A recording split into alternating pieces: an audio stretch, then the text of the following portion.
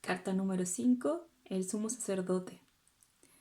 Antes de preguntarles qué saben o qué idea o creencia se les viene a la mente sobre el sumo sacerdote, les quiero recordar que esta carta también se conoce como el chamán o la unión.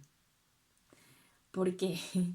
Porque por la época que estamos viviendo y los antecedentes sobre las tremendas equivocaciones que ha tenido la iglesia, o tanto la iglesia católica con todo el tema de las violaciones, ¿verdad? Como otras iglesias con todo el tema del fanatismo, podemos asociar la idea del sumo sacerdote como un abuso de poder, ¿verdad? Que por cierto, cuando la carta aparece invertida nos habla un poco de eso. Como quiero despejar un poquito esa idea que se nos pueda venir a la mente, quiero, insisto, recalcar que la carta también se llama la unión o el chamán, ¿ya? Y efectivamente el rol que cumple el chamán y el sumo sacerdote es la misma, solo que en distintas creencias, ¿ya? Entonces quiero que pensemos en esa figura, en la de el chamán o el sumo sacerdote como el cura, como alguien que logra curar, ¿verdad? Espiritualmente a otro. Entonces, pensando en eso, pregúntate qué sé del chamán, qué sé de esta persona que espiritualmente tiene la capacidad de poder entregarme la palabra de el Dios que sea, de la creencia que sea, y ayudarme o curar o sanar una duda o un problema que yo tenga en un determinado momento. En el tarot de los animales, el sumo sacerdote se conoce como la unión y es escogido el animal, el oso polar. El oso polar es un animal sumamente inteligente. Es un animal que logra sobrevivir en escenarios bastante extremos. No me refiero solamente a que vivan en un contexto frío, sino que son capaces de adecuarse a toda la problemática medioambiental. ¿Por qué se mantendrán ahí? ¿Por qué siguen vivos? ¿Cómo lo hacen? Pensemos un poco en estar en una situación así de compleja y mantenernos ahí y ver videos de estos osos polares raquíticos, pero también conciliando la situación y permitiéndose jugar. ¿Qué hace que logre en un momento tan crítico de mantenerme en pie jugando? Bueno, la fe. Y es una carta que nos habla un montón de ese concepto, de la confianza en algo que a diferencia del emperador no se puede comprobar, pero es lo que creo, que por tanto no requiero una prueba. No habla de la fe desde un lugar de intuición, como cuando la emperatriz dice, no sé por qué lo digo, pero lo sé, sino que lo habla desde un lugar de conexión consigo mismo. Él está convencido de lo que siente, él está convencido de lo que su pensamiento, emoción le está tratando de comunicar. Me paré un poquito cuando dije pensamiento porque el pensamiento puede como provenir un poquito de afuera, pero no, es el pensamiento interno, la conclusión que obtengo de estar conectado con mi sentir.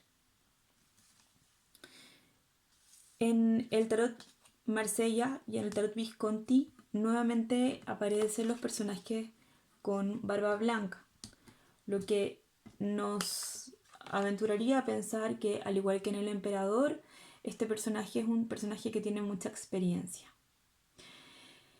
En distintos mazos, el sumo sacerdote aparece con la mano levantada, al igual que el mago, pero con la otra mano. Si el mago genera fuego o genera esta píldora contra el coronavirus, que es algo concreto y material, el sumo sacerdote realiza esta magia o este milagro a través de creencias, del traspaso de ideas, de una magia que es mental. En estos días de coronavirus ha aparecido mucho en las tiradas que hemos hecho el sumo sacerdote y aparece el sumo sacerdote invertido. Y eso nos habla de que la unión no tiene que hacerse desde el miedo, porque las ideas o las creencias o los pensamientos sí construyen realidad, sí pueden hacer magia.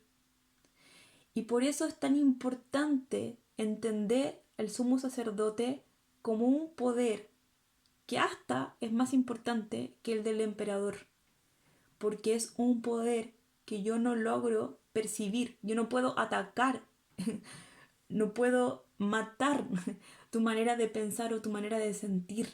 Sí la puedo transformar en la medida en que mi fe, mi claridad te permita sanar y o convencer.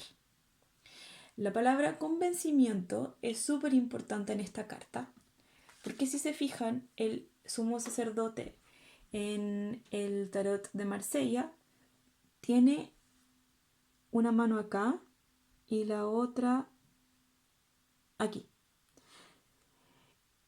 Pareciera que bajo él hay personas que están tratando de tocarlo, como si al tocarlo esta persona, este sumo sacerdote, pudiera sanarlos, pudiera generar este milagro, esta sanación.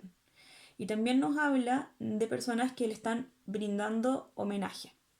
El sumo sacerdote sí nos habla de la necesidad de tener aliados, de tener compañeros, porque ¿de qué sirve que yo me ponga a gritar en la calle la palabra de Dios si nadie me está escuchando? Sirve en la medida en que esos gritos logren efectivamente atraer la atención de otras personas y esa atención no solamente sea hoy que está haciendo este loco diciendo estas cosas, sino que se logre generar un vínculo, una unidad que me haga sentido lo que el otro está diciendo. Y si se fijan, las iglesias necesitan de súbditos para poder sobrevivir. O sea, si la iglesia está llena de turistas y no de creyentes, en el fondo se transforma más en un museo que en la casa que alberga una creencia, ciertas personas o el espacio de unión para acercarme a Dios, ¿cierto? El sumo sacerdote, por tanto, es una carta que nos habla de espiritualidad, que también nos habla de tener estructuras claras, porque yo no soy fiel a todo, sino que soy fiel a ciertos principios. Y como soy fiel a ciertos principios, también nos habla de rectitud con respecto a ciertas ideas y ciertos valores. No obstante, a diferencia del emperador que tiene una planificación que la concreta tal y como la estipuló en su carta Gant, el sumo sacerdote sí nos invita a la conexión. Y la conexión, al estar en presente, sí nos permite poder adaptarnos, volvernos creativos, resolver problemas desde la espiritualidad.